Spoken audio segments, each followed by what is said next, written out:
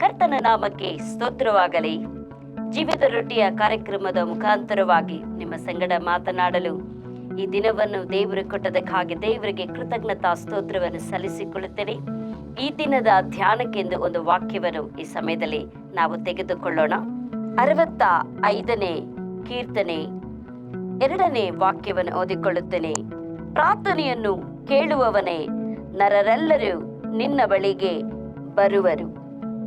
Hallelujah. ಕರ್ತನ ವಾಕ್ಯ ಇಲ್ಲಿ ಹೇಳುತ್ತದೆ, ಭಕ್ತರು ಹೇಳುತ್ತಾರೆ, ಪ್ರಾರ್ಥನೆಯನ್ನು ಕೇಳುವವನೇ, ನರರೆಲ್ಲರೂ ನಿನ್ನ ಬಳಿಗೆ ಬರುವರೆಂಬುದಾಗಿ. ಆದ್ದರಿಂದ ಯೇಸು ಕ್ರಿಸ್ತನು ನಮ್ಮ ದೇವರು, ನಮ್ಮ ಕರ್ತನು, ನಮ್ಮ ರಕ್ಷಕನು, ಅವರು ಯಾರಾಗಿದ್ದಾರೆ ಅಂತಲ್ಲಿ ವಾಕ್ಯ ಹೇಳುತ್ತದೆ, ಪ್ರಾರ್ಥನೆಯನ್ನು ಕೇಳುವಾತನೇ ನರರೆಲ್ಲರೂ ನಿನ್ನ ಬಳಿಗೆ ಬರುವರೆಂಬುದಾಗಿ. ಆದ್ದರಿಂದ ದೇವರ ಮಕ್ಕಳಾದಂಥ ನಾವು ಎಲ್ಲ ಸಮಯದಲ್ಲೂ ಎಲ್ಲ ಕಾಲಗಳಲ್ಲಿಯೂ ಪ್ರತಿಯೊಂದು ವೇಳೆಯಲ್ಲಿ ಮುಂಜಾನೆಯಿಂದ ಸಾಯಂಕಾಲದವರೆಗೂ ನಮ್ಮ ಜೀವಮಾನ ಕಾಲವೆಲ್ಲ ಪ್ರತಿ ಒಂದು ವಿಷಯಕ್ಕೂ ನಾವು ಪ್ರಾರ್ಥನೆ ಮಾಡುತ್ತೇವೆ. ಯಾಕಂತ ಹೇಳಿದ್ರೆ ಇಲ್ಲಿ ವಾಕ್ಯ ಹೇಳುತ್ತದೆ, ನೀನು ಪ್ರಾರ್ಥನೆಯನ್ನು ಕೇಳುವುದರಿಂದ ನರರೆಲ್ಲರೂ ನಿನ್ನ ಬಳಿಗೆ ಬರುವರು ಎಂಬುದಾಗಿ. ಆದ್ದರಿಂದ ಪ್ರಿಯ ದೇವಜನರೇ, ಇಲ್ಲಿ ನಾವು ನೋಡುತ್ತೇವೆ, ನಾವು ಅನೇಕ ವಿಷಯಗಳಿಗಾಗಿ, ಅನೇಕ ಕಾರ್ಯಗಳಿಗಾಗಿ ಖುದ್ದಾಗಿ ಅನೇಕ ಪ್ರಾರ್ಥನೆಗಳನ್ನು ಮಾಡುತ್ತೇವೆ. ಉಪವಾಸದ ಪ್ರಾರ್ಥನೆಗಳನ್ನು ಮಾಡುತ್ತೇವೆ, ಮೊಣಕಾಲೂರಿ ಪ್ರಾರ್ಥನೆ ಮಾಡುತ್ತೇವೆ, ಮುಂಜಾನೆ ಪ್ರಾರ್ಥನೆ ಮಾಡುತ್ತೇವೆ. ನಮಗೆ ಯಾವಾಗೆಲ್ಲ ಸಮಯ ಸಿಗುತ್ತೋ ಎಲ್ಲ ಸಮಯಗಳಲ್ಲೂ ನಾವು ಪ್ರಾರ್ಥನೆ ಮಾಡುವಂತರಾಗಿದ್ದೇವೆ. ಹಲ್ಲೆಲೂಯಾ. ಆದ್ರೆ ಇಲ್ಲಿ ವಾಕ್ಯ ಹೇಳುತ್ತದೆ, ಪ್ರಾರ್ಥನೆಯನ್ನು ಕೇಳುವಾತನೇ ಎಂಬುದಾಗಿ. ಹಲ್ಲೆಲೂಯಾ. ನಾವು ಮಾಡುವಂತ ಪ್ರಾರ್ಥನೆಗಳು ದೇವರು ಕೇಳಿಲ್ಲ ಅಂದ್ರೆ ನಮ್ಮ ಪ್ರಾರ್ಥನೆಗಳು ಎಲ್ಲವೂ ವ್ಯರ್ಥವಾಗುವಂಥದ್ದಾಗಿದೆ.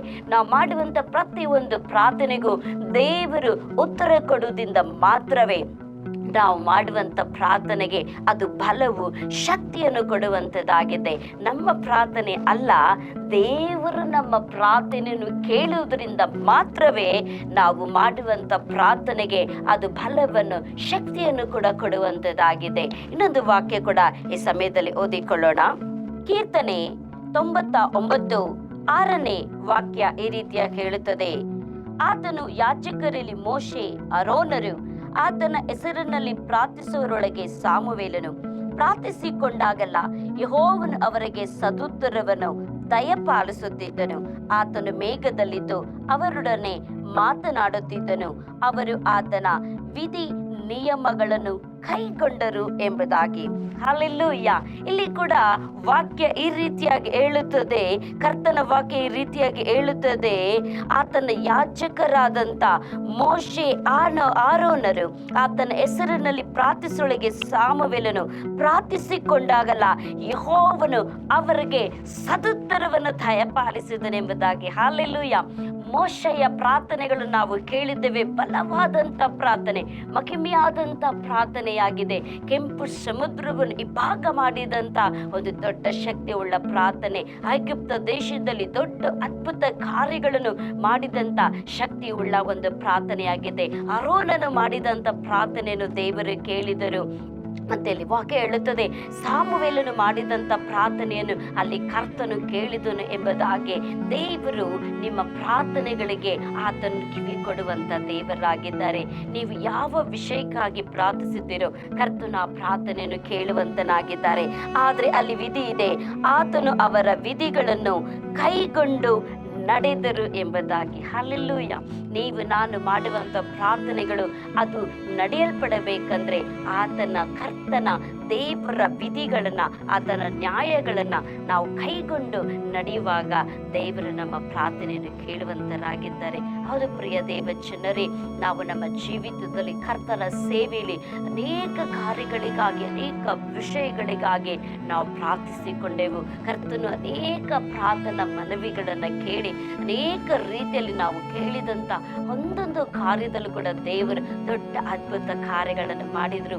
ನಾವು ಈ ಸೇವೆಯನ್ನು, ಸಭೆಯ ಸೇವೆಯನ್ನು ಪ್ರಾರಂಭ ಮಾಡುವಾಗ ಒಂದು ಚಿಕ್ಕ ಚಿಕ್ಕ ಶಾಲೆಯಲ್ಲಿ ನಾವು ನಮ್ಮ ಸೇವೆಯನ್ನು ಪ್ರಾರಂಭಿಸಿದ್ವು.